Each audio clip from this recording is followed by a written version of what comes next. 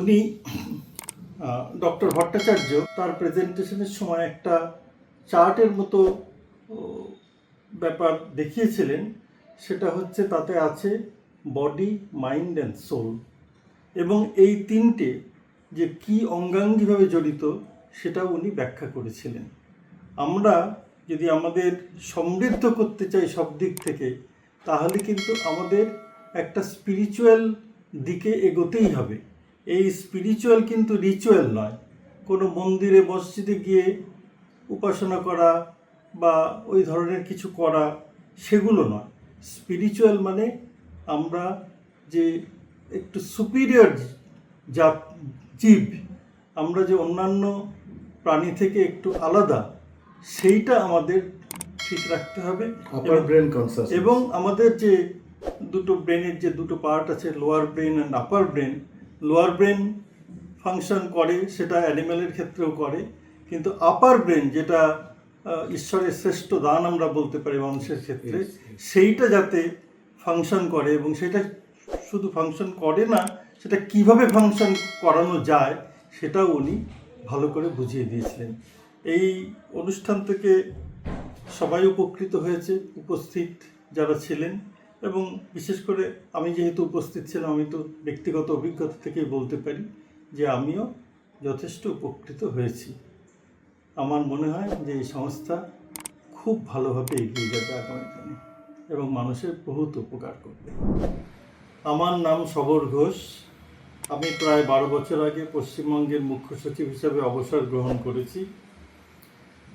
বছর খানেকের বেশি আগে ডক্টর নারায়ণ ভট্টাচার্যের সঙ্গে আমার পরিচয় হয়।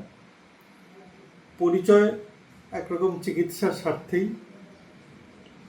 আমি দীর্ঘদিন যাবৎ হৃদরোগে ভুগছি, কিন্তু বেশ কিছুটা কন্ট্রোলে আছে। তা সত্ত্বেও আরও ইমপ্রুভমেন্টের জন্যে আমি ডক্টর ভট্টাচার্যের সঙ্গে যোগাযোগ করি।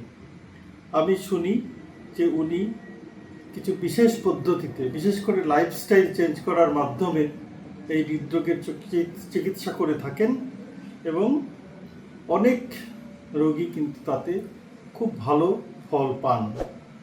তাই আমি ওনার কাছে যাই।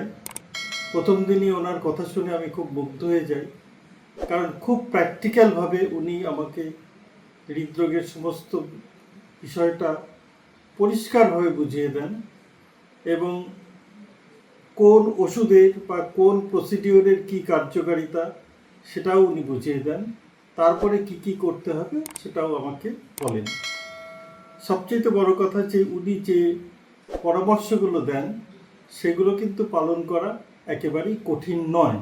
অনেক সময় পরামর্শ এমন হয়ে থাকে যে সেগুলো পালন করা খুব কঠিন, এবং তারপরে কিছুদিন পরে আর সেগুলো চালিয়ে যাওয়া যায় না, এবং কাঙ্ক্ষিত ফলও পাওয়া যায় না। কিন্তু এক্ষেত্রে আমি দেখেছি যে উনি যে ধরনের পরামর্শগুলো দেন সেগুলো অতি বাস্তব, অতি প্র্যাকটিক্যাল, এবং সেগুলোকে ফলো করা কোনোভাবেই কঠিন কাজ নয়।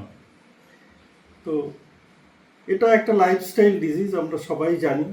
এখানে লাইফস্টাইল মডিফিকেশন করলে অনেক ফল পাওয়া যায়, কিন্তু সেই লাইফস্টাইল মডিফিকেশনটা কীভাবে করতে হবে, কোন কোন অ্যাঙ্গেল থেকে এই মডিফিকেশনটা করতে হবে, সেইগুলো অত্যন্ত ভালোভাবে উনি বুঝিয়ে দেন। আমরা সবাই বলি যে হৃদরোগ কমাতে হলে স্ট্রেস কমাতে হবে, কিন্তু এই এক কথায় তো হয় না।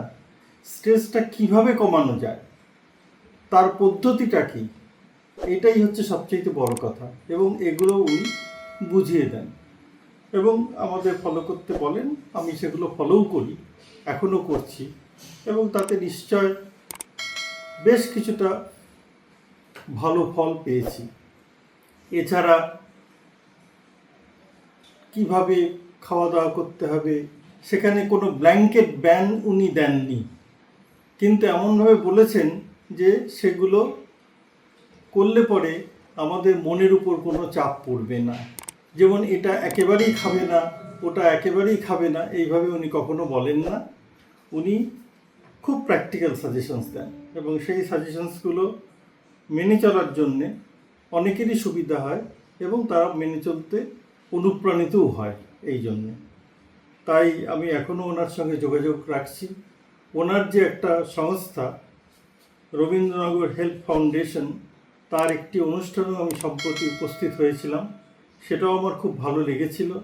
তার বিষয়গুলো এবং তার যে সমস্ত উপস্থাপনাগুলো ছিল সেটা অত্যন্ত স্বাভাবিকভাবে, অত্যন্ত ইনফর্মালভাবে উনি করেছিলেন, যাতে ডাক্তাররা নিজেদের মধ্যেও তাদের অভিজ্ঞতা বিনিময় করতে পারে এবং যারা ডাক্তার নয় ওখানে উপস্থিত ছিলেন তারাও যাতে তার থেকে সুফল পেতে পারে।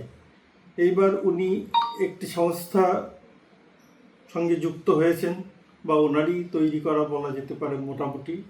সেটা হচ্ছে আসল, art and science of life. এটাই সবচেয়ে বড় কথা, যেটা আমি একটু আগেই বললাম, যে লাইফস্টাইল চেঞ্জ করাটা খুব জরুরি। সেই লাইফস্টাইলটা কীভাবে চেঞ্জ করতে হবে? মানুষ ভাবে যে লাইফস্টাইল চেঞ্জ করবো, লাইফস্টাইল পর কী চেঞ্জ করবো, আমি তো ঠিকই চলছি।